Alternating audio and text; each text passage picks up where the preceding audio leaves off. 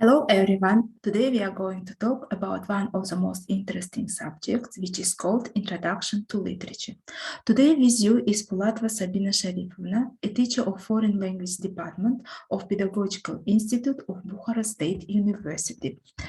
The theme of our today's lecture is the structure of a literary work. In today's lecture, we are going to talk about the following points.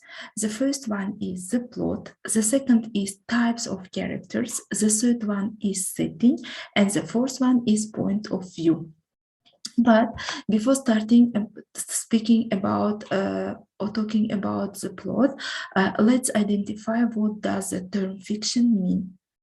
The term fiction comes from the Latin word and refers to any narrative in prose or verse that is entirely or partly the work of imagination. Also, in its broader sense, fiction includes plays and narrative poems. It is almost used when referring to the short story and the novel. So in short, we can say that fiction is any literary work or any creation of authors, writers, novelists, playwrights, or we can say they are creations of their imagination. So the first point is what is plot. Plot is a sequence of events in which the characters are involved, the theme and idea are revealed. Events are made up of episodes. Episodes in their turn are made up of smaller actions, details, and etc. In brief, we can say that plot is a sequence of events. Plot consists of four parts. The first part is exposition, the second one is story, the third one is climax, and the first one is denouement, or we can also call it like resolution. Now, turn by turn, we will look through at these notions. What is exposition? In the exposition, the necessary preparations to the actions are laid out, such as the time, the place, and the subject of the action. Also, some light may be cast on the circumstances that will influence the development of the action. Again, in short, we can say that in exposition, authors mostly depict time and place of the action, giving us some kind of hints to specific features of the characters. The next part of the story of the plot is called story. It is that part of the plot which represents the beginning of collision and the collision itself. Collision means conflict when the events of the story begin to develop. The next part of the plot is called climax. It is the highest point of the action. And the last part of the plot is called denouement. In this, it is events that bring action to its end.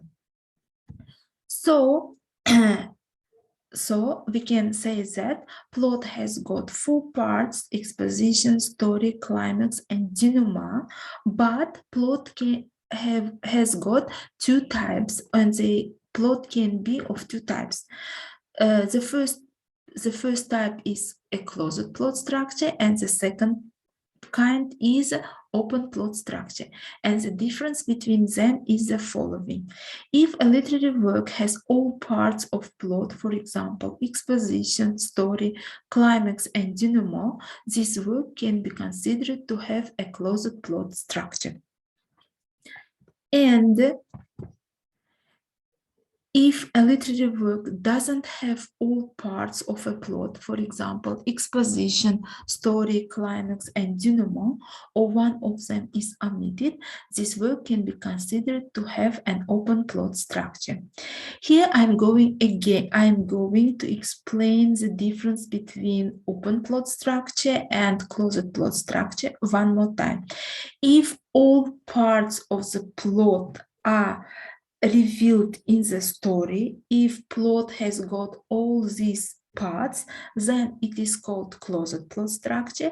If one of them or two of them are omitted or missed, then it is called open plot structure. Now let's turn to our second point, which was about the characters. So before speaking about the types of the plot, we should define characters, and for defining characters, we should keep in our mind the key questions about the characters. The first is their relationship to the plot, the degree to which they are developed, and the third one is their growth in the course of story.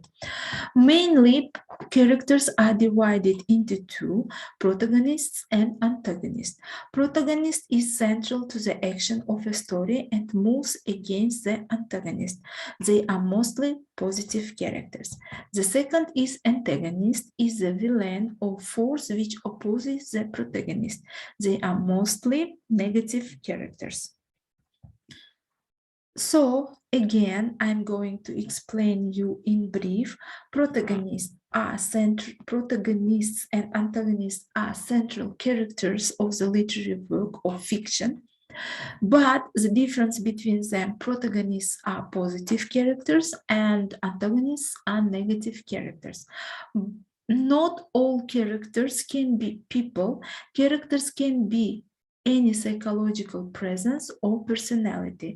For instance, characters can be animals, robots, aliens, artificial intelligence, magical beings, spirits, ghosts, even objects. So besides protagonists and antagonists, and according to their growth and according to their role in the literary work, characters also can be divided into the following. The first one is round characters, the second is flat, the third dynamic, the fourth static, and the last one is stereotype. Now let's look at them one by one. Flat character shows only one trait. Round character shows many different traits, good and bad. Static character doesn't change through the course of the story. Dynamic character develops and grows during the course of the story. It is brief information about the characters. Now let's look at each term or notion more deeply. Round characters are fully developed by an author physically, mentally, and emotionally, and are detailed enough to seem real. Rarely, a few characters can be round. The next, round characters have various characteristics or traits. A round character can change or grow. Readers see more than one side of round character. The next type of character is flat characters are distinguished by their lack of detail and depth.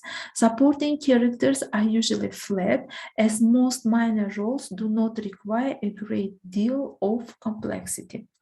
Flat character, readers see only one side of a flat character.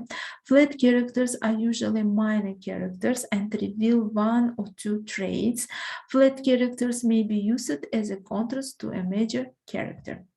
Dynamic characters who develop and change are not only round characters, but often dynamic.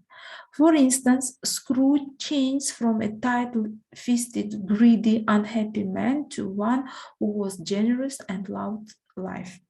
Gru changed from a villain set on destroying the world to a loving father. The last type of character is called static character. Static characters are one-dimensional. Readers see only one side. Static characters stay the same and do not develop. Readers learn little about this character. Static characters are flat characters. And the last one is stereotypes. Sometimes characters with common generalized traits are repeatedly found in unrelated stories. These characters are known by what they do and how they act.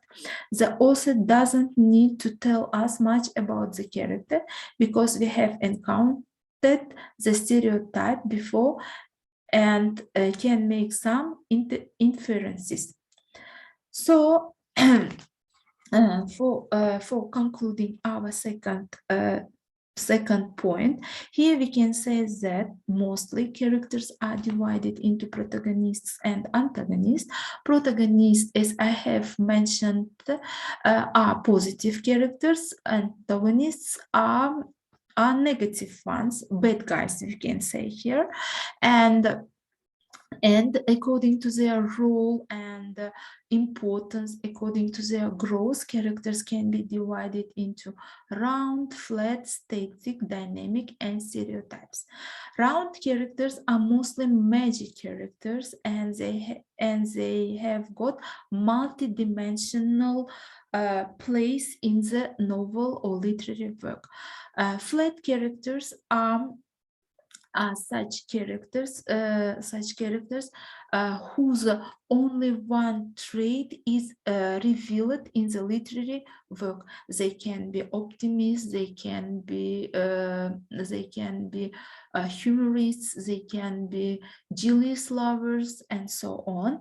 And the next is static characters. They do not change during the whole novel or literary work. And the last one is dynamic characters.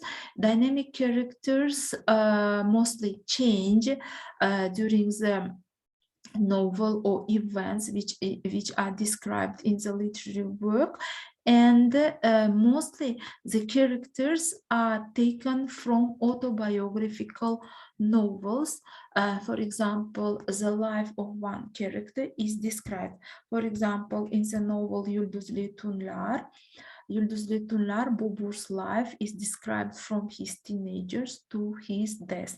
Here we can say that Bubur is dynamic character. So the next point of our lecture is setting. This term is used to refer to the general location and historical time in which a story occurs.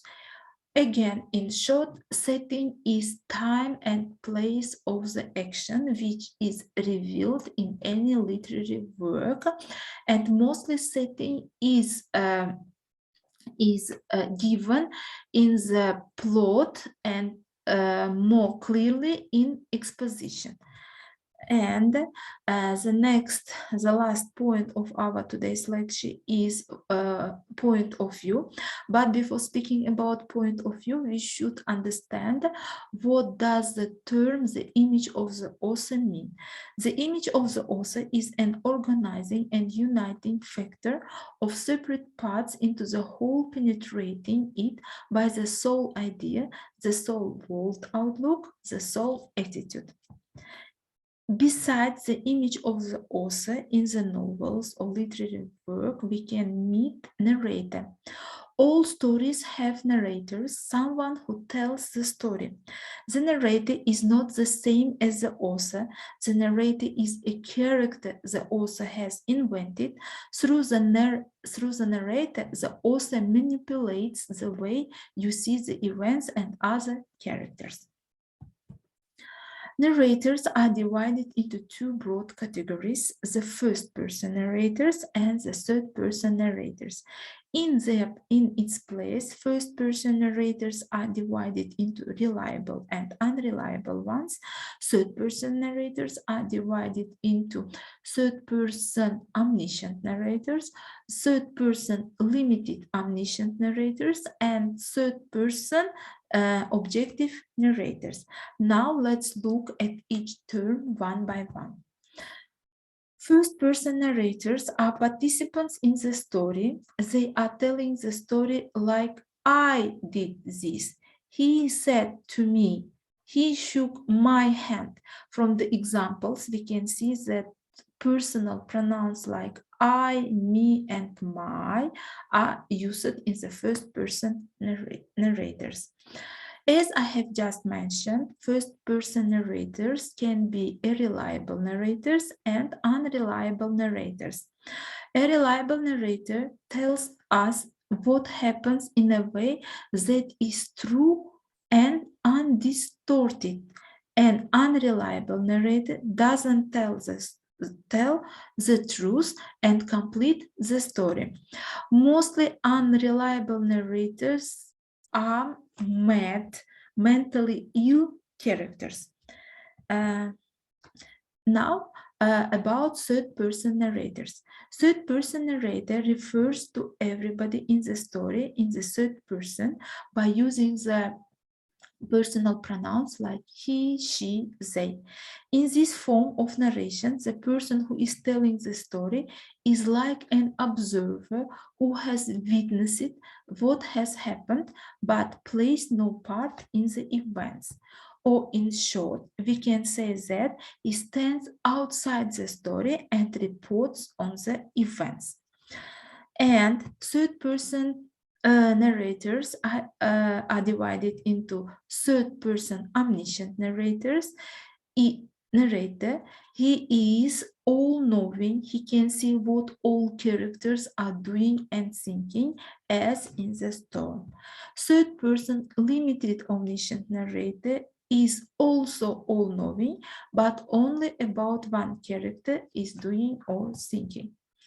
Third-person objective narrator cannot tell us everything that the characters are thinking or feeling. It can only report on their actions.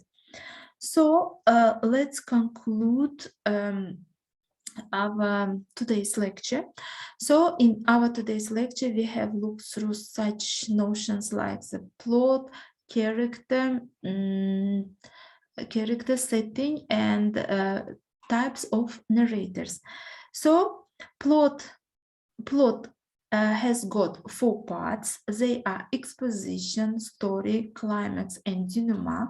Plot can be of 2 types. The first one is open plot structure, and the second is closed plot structure. If all parts of the plot are taken part in the story, they are called closed plot structure. If one or 2 of them are missed or omitted, then it is called open plot structure. So the next point was about the characters. Characters are mostly divided into protagonists and antagonists. Protagonists are positive ones and antagonists are negative ones. But besides them, according to their role and growth in the novel, characters can be divided into round, static, flat, and dynamic and stereotypes. Round characters are magic characters which have got multi-dimensional features, and they are mostly the authors mostly reveal more traits of them.